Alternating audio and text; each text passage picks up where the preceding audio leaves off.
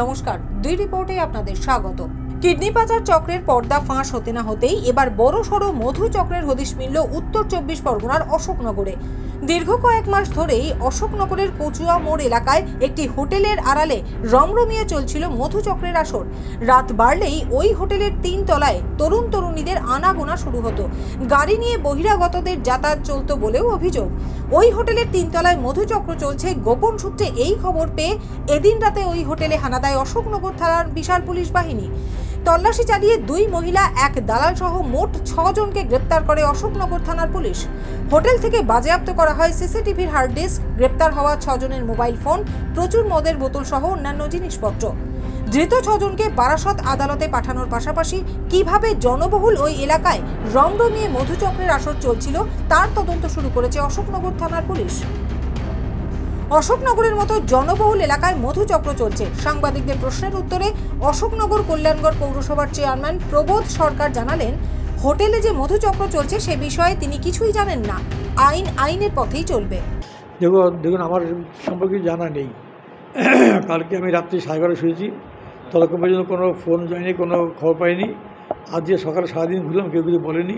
সুতরাং এই ব্যাপারটা নিয়ে আমি লেস ইন্টারেস্টেড। আইনের পথে চলবে। যদি কোনো অন্যায় কেউ করে তার জন্য পরিষ্কার সাজা হোক, যতদূর সম্ভব দিয়ে সাজা দেয়, তাতে কোনো আপত্তি নেই আমার। আমি পুলিশকে বলবো যে সিপিএম, বিজেপি, আইএসএফ এরা বলছে যে সংস্কৃতি শহর অশোকনগর, সেখানে এই পরিস্থিতি এখন। না, দেখুন কে কী বলবে সেটা তাদের ব্যাপার। কারণ তারা বলুক না যে মানে পৌরসভা কিনে করতে সাহায্য করেছে কিছু। একটা লোক যে বাড়ি করে তাকে বাড়ি পারমিশন দেবো না? সে দেবো তো নিশ্চয়ই।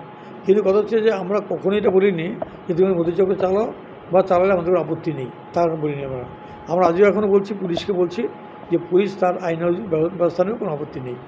যেটুকু ব্যবস্থা নেওয়া উচিত সেই ব্যবস্থা নেবে, কোনো সমস্যা নেই। আর যারা মুখে বলছে তাদের বলো যে নিজের এসে করে দেখা যে কেমন লাগে, কীরকম কী করতে হবে করুক, আমি দেখবো। প্রথম কথা হচ্ছে যে এইটা আমার কাছে বারবার পারমিশনের জন্য এসেছিল, কোনোবার পারমিশন দিইনি। আমি অনেকবার পারমিশনের জন্য এসেছিলো, আমি একবার পারমিশন দিইনি।